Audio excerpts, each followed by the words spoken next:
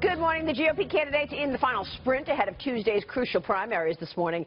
5 northeastern states up for grabs Tuesday: Connecticut, Delaware, Maryland, Pennsylvania, and Rhode Island.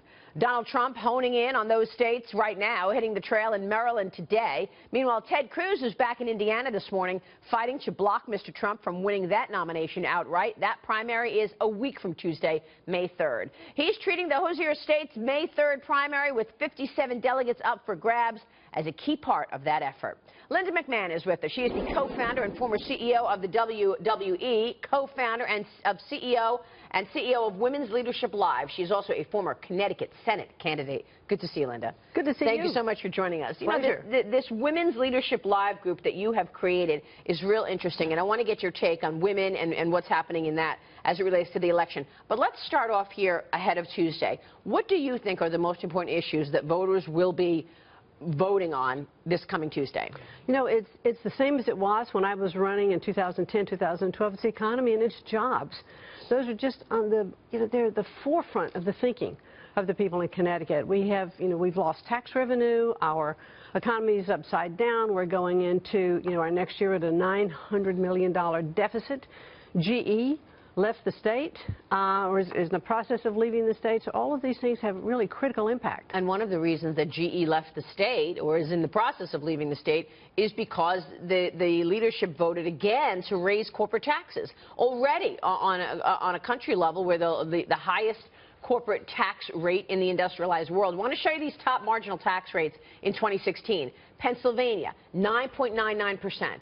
Connecticut, 9%. Delaware, 8.7%. Maryland, 8.25%. And Rhode Island, 7%. These are marginal tax rates in 2016. And these, of course, is just the state of Connecticut. That's on top of federal, on top of city. GE basically said, you know what? I'm going to Boston. Yeah, no mas. I chatted with Jeff Immelt, and I said, really, when I first heard the news they might be leaving, I said, really? And he said, we've talked, and now it's just time. We have to go to a different area. Well, you've studied this so much, obviously, in your run for the Senate. Why is it that the leadership will not just change the tax code? Knowing that you look at New Jersey, one individual, David Tepper, a hedge fund manager, leaves New Jersey because of his high tax rates, and it leaves a $140 million hole in the coffers for the New Jersey budget. There's this lack of understanding, it seems, that you raise taxes. You think, okay, I'm going to charge now 10%, make up the number, 10% on $100. Well, if it's only 5%, if it's only $5, then that 10% is not going to land you as much. But it's like you don't understand that. You're actually reducing the revenue base by raising taxes and driving the revenue producers out of the state. It's so counterintuitive. Which is why I think candidates with the best tax plan or plan to move the economy in terms of growth will resonate with the people. Absolutely. We talked about, lowering corporate tax rates, bringing business here. Let's be business friendly. Let's don't drive them out by having the highest tax rates.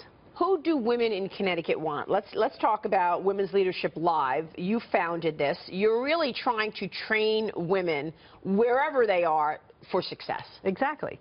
And whatever the tools that they need for success, and how do they define success? Is it their middle management, they want to go to the C-suite? Are they young entrepreneurs starting their own business? Have they left the workforce to raise a family? Now they're transitioning back. What are those tools that they need? And that's what Women's Leadership Live is all about. It's interesting because a lot of people say that Donald Trump does not resonate with women, and yet he did get the women vote in New York last week. Do you have a sense of who women will vote for in Connecticut?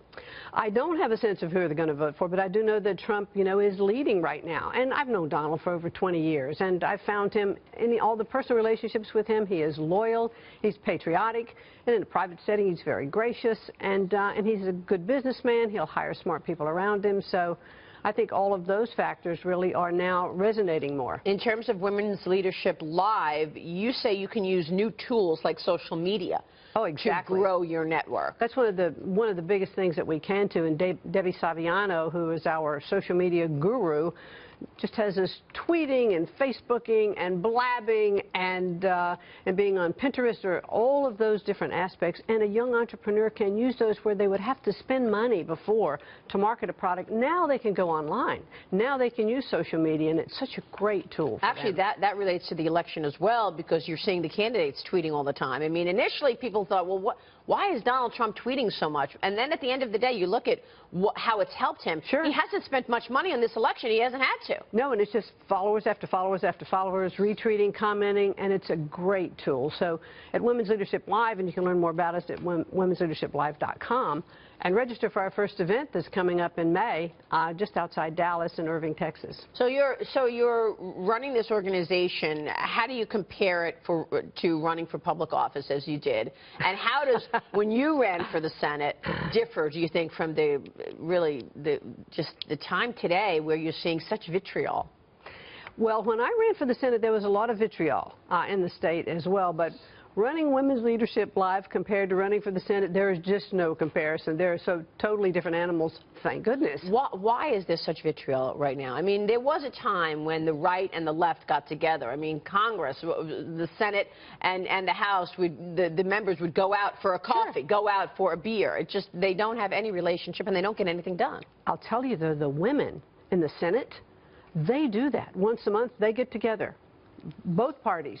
They'll have a nice dinner. They may agree to disagree on some things. In fact, Susan Collins was telling me she was riding up in the elevator one day after they'd had one of these dinners, and one of the men from the Senate floor said, "What do you women talk about when you have these dinners?" And she said, "Complete overthrow." So I thought that was really cute. Right. Well, but they do get together. The women do, and if you have more women in boardrooms, more women in the C-suite, it's a better operation. Do you still have aspirations to run for public office? No, don't have any aspirations for that. Been there and done that. Been there. It was great. I enjoyed doing it. I learned a lot about myself, and I love the people of Connecticut. Linda, good to have you on the program today. Thank you so much. Thank you so much. Linda McMahon is co-founder and CEO of Women's Leadership Live, joining us this morning. We'll see what happens in the results in Connecticut. Linda, thank you.